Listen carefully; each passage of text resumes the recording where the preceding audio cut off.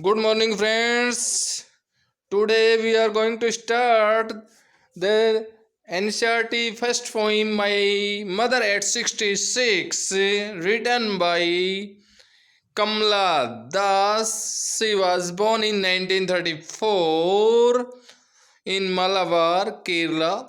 She is recognized as one of the India's foremost poets. Her works are known for their originality, versatility, and the indigenous flair of the soil. Kamala Das has published many novels and short stories in English and Malayalam under the name Madhukuti. Some of her works in English include the novel Alphabet of Lust 1977, a collection of short stories, Padma, Padmavat the Harlot and other story 1992, in addition to 5 books of poetry. She is sensitive writer who captures the complex substyles of human relationships in lyric idiom. My mother at 66 is an example. Before you read, aging is a natural process. Have you ever thought what our elderly parents expect from us? तो इसने बताया कि देखो कमला दास इसमें क्या बताना चाह रही है। कमला दास इस पोइम के माध्यम से बताना चाह रही है, हमें एक मैसेज देना चाह रही है कि जो एजिंग है, उम्र का बढ़ना एक नेचुरल प्रक्रिया है और हमें सोचना चाहिए कि हमारे जो एल्डरली पेरेंट्स हैं वो हमसे क्या एक्सपेक्ट करते हैं। चलो शुरू करते हैं। कोचीन हवाई अड्डे की तरफ जा रही है कमला दास अपनी माँ के साथ और माँ की अवस्था वृद्ध हो गई है। 66 ईयर्स मेटाफर है, रूपक अलंकार का यूज किया है, एक प्रतीक का एक सिंबल लिया है 66। उस प्रतीक के माध्यम से अपनी माँ को देख करके अपने दुख के भाव को प्रकट कर रही है कि उसका अपनी माँ के प्रति कितना लगाव था, कितना प्रेम था, कितना स्नेह था, कितना वात्सल्य था, उस चीज को दर्शा रही है कवित्री पोइट कमला दास। देखो, driving from my parents home to Cochin last Friday morning. Driving करते हुए जा रही है गाड़ी में। कहाँ से? पेरेंट्स के घर से। कहाँ जा रही है? कोचीन हवाई अड्डे की तरफ। कब जा रही है? लास्ट फ्राइडे की सुबह सुबह की बात है। कवित्री पोइट कमला दास क्या कर रही है? ड्राइविंग कर रही है। कहाँ से ड्राइविंग करके जा रही है? अपनी माँ के घर से जा रही है। कहाँ जा रही है? अपने पेरेंट्स होम जा रही है। पेरेंट्स होम से जा रही है। कहाँ जा रही है? कोचीन एयरपोर्ट। कब जा रही है? लास्ट फ्राइडे की बात हुई, सुबह सुबह की। तो जैसे ही गाड़ी में कवित्री अपनी माँ के पास बैठी हुई थी तो कवित्री ने अपनी माँ की तरफ देखा। आई सा माई मदर बिसाइड मी। आई सा, मैंने देखा, माई मदर, मेरी माँ को, मैंने मेरी माँ को देखा। जो मेरी माँ क्या थी? बिसाइड मी, मेरे पास में बैठी हुई थी। कवित्री अपने भाव प्रकट कर रही है, अपनी आवाज को निकाल रही है, अपने भावों को शो ऑफ कर रही है, कह रहे कि मैंने अपनी माँ को देखा। और उस माँ को देखा जो मेरे बगल में गाड़ी में बैठी हुई थी और हम ड्राइव पर चल रहे थे। तो क्या होता है? माँ की स्थिति बता रही है। माँ किस स्थिति में लग रही थी, माँ के कैसे हाव भाव थे, माँ देखने में कैसे लग रही थी। डोज, डोज मीन्स होता है ऊँगना, डोज मीन्स होता है झपकी लेना, डोज मीन्स होता है उनिंदा होना। डोज, डोज का मतलब होता है आलस से भरी अवस्था होती है, कभी झपकी आती है, कभी आँख खुल जाती है, तो वो अवस्था होती है हमारी, उसको बोलते हैं हम डोज। तो माँ क्या कर रही थी? डोज कर रही थी। ओपन माउथ, माँ का मुंह खुला हुआ था, माँ का मुंह खुला हुआ था। हर फेस, और उसका चेहरा, उसका चेहरा, किसका चेहरा? माँ का चेहरा। एसन, एस होता है राख, राख किसका प्रतीक है? एंड का, राख किसका प्रतीक है? मुरझाने का। As in like that of a corpse. Like means समान, लाइक जहाँ यूज आता है लाइक एज वहाँ पर सिमली का यूज होता है, उपमा अलंकार का यूज हुआ है। तो कवित्री ने, पोइट कमला दास ने अपनी माँ के चेहरे की तुलना किससे की है? कॉप्स से की है। कॉप्स का मतलब होता है मृत शरीर, डेड बॉडी से की है। एंड रियलाइज्ड विद पेन, और उसे क्या महसूस हुआ? पेन महसूस हुआ। क्या महसूस हुआ? तकलीफ महसूस हुई। किसको? कवित्री को। क्यों? क्योंकि उसके माँ के चेहरे देखने से कैसा लग रहा था? माँ का चेहरा देखने से लग रहा था जैसे कोई मृत शरीर है। जो मृत शरीर का मतलब होता है मरने के बाद शरीर की जो चमक है, जो लालिमा है, वो पूरी तरह से ख़त्म हो जाती है। अर्थात माँ भी ऐसे लग रही थी जैसे माँ का अंतिम समय है वो बिल्कुल पास था। Last day of the judgement has come near, यानी उसका अंतिम समय पास आ गया था, क़यामत का दिन नज़दीक लग रहा था। और इसी वजह से कवित्री को क्या महसूस हुआ? रियलाइज विद पेन, दुख महसूस हुआ। That she was as old as she looked, क्योंकि वो बहुत दिखने में वृद्ध लगती थी, बहुत बूढ़ी लग रही थी। मतलब दिख रही बूढ़ी थी तो उससे वो जवान नहीं थी, उम्र कम नहीं थी उसकी। यानी कहने का मतलब ये हुआ कि वो देखने से पता चला बहुत वृद्ध लग रही थी। बट सून, लेकिन कहते हैं कि अगर नेगेटिव विचारधारा आती है तो उस नेगेटिव विचारधारा को दूर कैसे किया जा सकता है? उस नेगेटिव विचारधारा को दूर करने के लिए कवित्री ने क्या किया? कवित्री ने बाहर की तरफ देखना शुरू किया। पुट दैट थॉट अवे, उस विचार को शीघ्र दूर करने के लिए। And looked out at young trees sprinting, और कवित्री ने बाहर की तरफ देखा। क्यों? क्योंकि उन विचारों को क्या करना चाह रही थी? वो शीघ्र ही उन विचारों को दूर करना चाहती थी। बट सून, लेकिन शीघ्र ही, पुट दैट थॉट अवे, लेकिन शीघ्र ही उसने अपने विचारों को अलग कर दिया। एंड लुकड आउट, और बाहर देखा, गाड़ी के बाहर देखा। एट यंग ट्रीज स्प्रिंटिंग, और ऐसे लग रहे थे नए नए जो पेड़ थे, नई कोपलों वाले नए नए पेड़ थे, यंग ट्रीज थे, वो स्प्रिंटिंग हो रही थी। स्प्रिंटिंग मीन्स होता है सिम रनिंग, यानी वो पेड़ ऐसे लगते जैसे कि दौड़ते हुए प्रतीत होना। जब हम गाड़ी से जाते हैं तो ऐसे लगते हैं कि पेड़ दौड़ रहे हैं, प्रतीत होते हैं, दौड़ते नहीं है। लगता है दौड़ते तो हमें, चलते तो हमें, गाड़ी चलती दौड़ते तो गाड़ी है।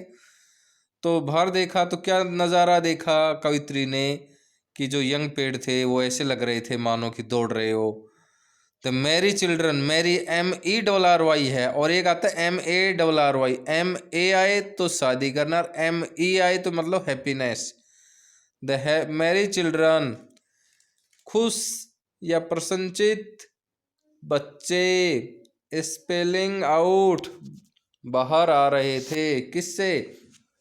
ऑफ देयर होम्स, अपने घरों से। यानी कवित्री ने बाहर देखा तो क्या देखा? पेड़ थे, नए नए पेड़ थे, वो ऐसे लग रहे थे मानो कि वो दौड़ रहे हो। और जो प्रसन्नचित बच्चे थे वो अपने घरों से बाहर आ रहे थे। अब कवित्री के जो नेगेटिव विचार थे, माँ के चेहरे को देखकर जो दुख के भाव थे, वो दुख के भाव पूरी तरह से विलुप्त हो चुके थे, क्योंकि कवित्री ने माँ को देखने के बजाय बाहर देखना शुरू किया। तो कुछ समय के लिए उस दुख को कवित्री क्या हो गई? भूल गई, फॉरगेट कर दिया कुछ समय के लिए। But after the airport check, security checkup, लेकिन जैसे एयरपोर्ट पहुंच गए, एयरपोर्ट पहुंचने के बाद में वहाँ सुरक्षा जांच के बाद में check, standing a few yards, जो कि कुछ दूरी पर खड़ी हुई थी। यानी सिक्योरिटी जांच के बाद में कुछ दूरी पर खड़े हुए थे। तब दोबारा से कवित्री ने, नेक्स्ट पेज पे चलते हैं, अगले पेज पे चलते हैं। ये पेज हमारा कंप्लीट हुआ। नेक्स्ट पेज हमारे को मिलता है, और ये पार्ट है इसका नेक्स्ट पेज में कि जैसे ही सिक्योरिटी चेकअप होने के बाद में कवित्री कुछ यार्ड दूर खड़ी हुई थी, तो कवित्री कह रही है कि I looked again at her, मैंने उसे मैंने देखा, अगेन दोबारा से, एट मीन्स की तरफ, हर मैंने उसकी माँ की तरफ, मैंने दोबारा से माँ की तरफ देखा। दोबारा से किसकी तरफ देखा? मैंने दोबारा से माँ की तरफ देखा। और माँ कैसी थी? वैन, वैन में से होता है कलरलेस, पेल, पीली पड़ गई थी, मुरझाई हुई।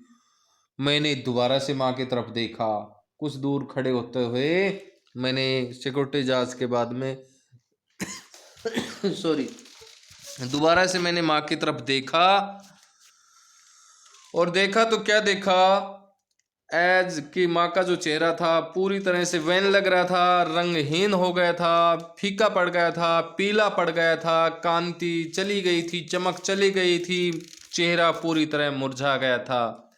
और ऐसे लग रहा था मानो कि as a late winter's moon, मानो कि सर्द ऋतु का चंद्रमा हो जो धीरे धीरे धीरे अपने प्रकाश को कम करता करता, और ऐसे लग रहा है कि पूरी तरह से विलुप्त होने वाला है, अर्थात माँ के अंतिम समय की घड़ी नजदीक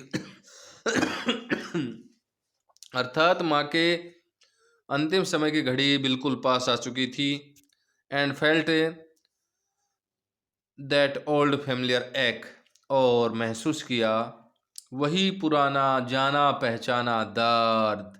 कवित्री को वही पुराना जाना पहचाना दर्द महसूस हुआ जब माँ को देखा कि माँ की हालात तो मानो सर्द ऋतु के चंद्रमा के समान हो गई है, लेट विंटर्स मून की लगी। तो वही दर्द, वही परिचित दर्द, वही जाना पहचाना दर्द, वही जानी पहचानी तकलीफ दोबारा से आई। और वो क्या थी? माई चाइल्डहुड फियर, मेरे बचपन का डर, कि कवित्री बचपन में अपनी माँ से अलग हो गई थी अपनी उच्च शिक्षा के लिए।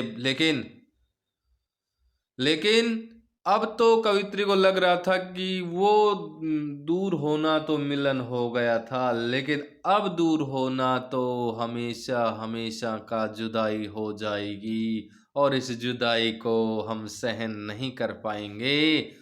But all I sad was, लेकिन फिर भी मैंने कहा, अपने भावों को दबाते हुए, अपने वेग को, अपने समय को दबाते हुए, अपने विचारों को दबाते हुए, अपने विचारों को माँ के सामने प्रदर्शित नहीं करते हुए, फिर भी मैंने हिम्मत न हारी, हिम्मत जुटाई, जोश उत्साह के साथ मैंने ऐसा दर्शाया कि all I said was see you soon amma, अच्छा माँ फिर मिलते हैं, अब चलते हैं, अम्मा फिर मिलते हैं, अब चलते हैं। मैंने अपने दुख को माँ के सामने प्रदर्शित नहीं किया, मेरे जो दुख तो उसको मैंने अपने अंदर ही दबा लिया, और माँ को ऐसे दर्शाया कि मैं पूरी तरह से खुशी, आनंदित, आनंद में हूँ।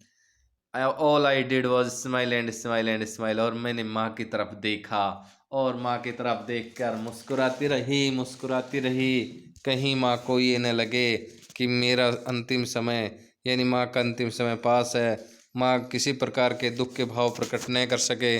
इसलिए मैं माँ को देख करके मुस्कुराती रही, आनंदपूर्वक मुस्कुराती रही, किसी प्रकार की कोई समस्या नहीं हुई, और मैं अपने विचारों को जो दुख के थे उनको दबा लिया। ये हमारी कमला दास की पोइम थी। What is the kind of pain and एक दैट द पोइट फील्स। कवित्री को किस प्रकार का पेन और एक महसूस हुआ, ये अपनी पोइम में पढ़ा था। Why are the young trees describe as sprinting. Young trees का डिस्क्राइब स्प्रिंटिंग क्यों? क्योंकि वो गाड़ी चल रही थी तो ऐसे लग रहा था ना कि मानो दौड़ रहे हो। Why as the poet brought the image of merry children, वो मैरी चिल्ड्रन का इमेज क्यों लिया कि बच्चे हमेशा खुश रहते हैं, और जब जैसे गाड़ी से जा रही थी बाहर देखा कि बच्चे आनंदित पूर्वक, क्योंकि बच्चों को न कुछ लेना न कुछ देना, न कुछ बड़ी समझ होती है न कुछ होता है, वो तो अपने खाते हैं पीते हैं मौज से रहते हैं, तो इसलिए बच्चों को क्या माना जाता है? Merry children. Why was mother been compare to land winter moon माँ की तुलना लेट विंटर से मून से क्यों की गई? क्योंकि माँ का समय भी अंतिम नज़दीक आ गया था, उसकी शरीर की जो चमक थी वो पूरी तरह से गायब हो चुकी थी। What do the parting words of the poet and her smile signify? तो पार्टिंग वर्ड्स क्या थे? सी यू सून अम्मा, और फिर उसके बाद में उसने स्माइल किया। तो ये हमारी फर्स्ट पोइम थी। फ्रेंड्स, पोइम को इसी तरीके से आपके कोई सुझाव हो किसी प्रकार के तो वो हमें कमेंट बॉक्स में डालें। और हम ये सीरीज आज से शुरू कर रहे हैं। रोज़ आपके कक्षा 12 जो एनसीईआरटी का नया सिलेबस है उसके वीडियो डालते रहेंगे, आपको सूचनाएं मिले। इसके लिए अगर आपने हमारे चैनल को सब्सक्राइब नहीं किया है तो सब्सक्राइब करें और बेल आइकन को दबाइए। अब मुझे दीजिए इजाज़त, तब तक के लिए, नया वीडियो बनाने तक के लिए